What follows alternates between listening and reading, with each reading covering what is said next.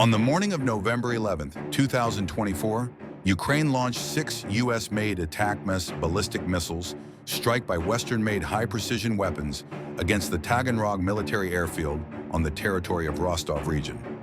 2 missiles have been shot down by a Pantsir SAM system. The rest were down by electronic warfare systems.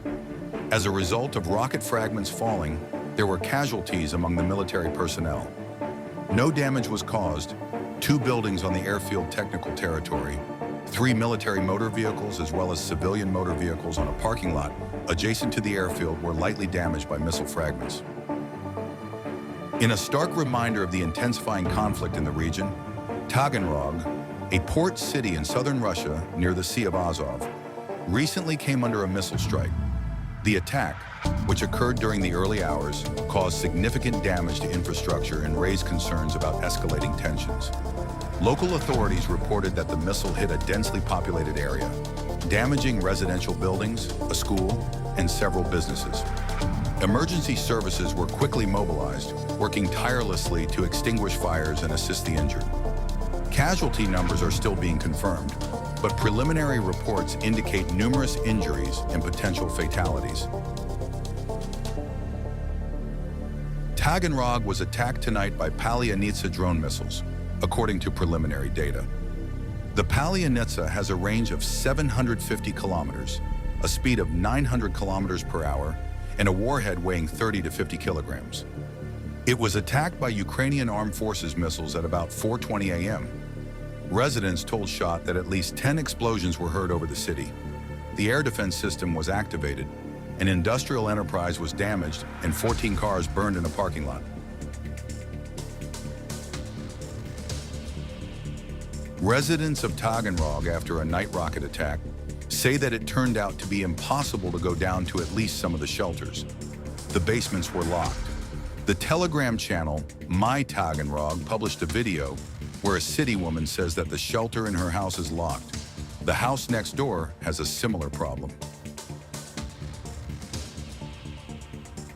Similar like this was used in Kursk, like as the Ministry of Defense showed the remains of ATACMS missiles that the Ukrainian armed forces used to strike the Kursk region. Worth to mention is that previously, a week ago, the Russian Emergencies Ministry has discovered and neutralized 300 M74 submunitions from American-made ATACMS missiles within 24 hours in the Kursk region, which correlated that some of the missile and submunitions still made it to be prepared and launched on Russian soil. As for the number, since early August, more than 1,480 explosive devices have been diffused in the region. This attack will not go unanswered. Appropriate measures will be taken.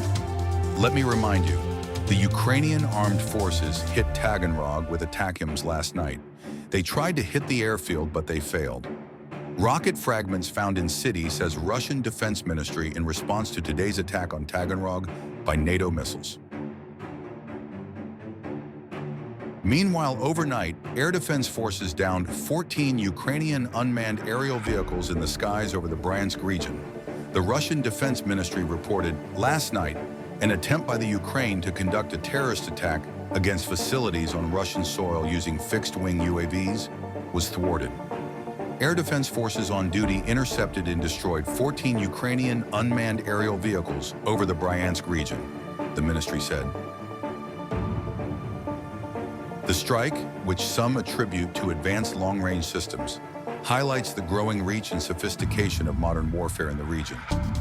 Both sides of the ongoing conflict have been exchanging accusations about targeting civilian areas, further complicating diplomatic efforts to bring about a ceasefire.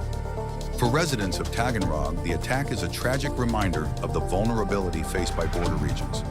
It underscores the urgency for international intervention and renewed calls for peaceful resolutions. As investigations into the incident continue, the global community watches with apprehension, hoping for measures to prevent further escalation.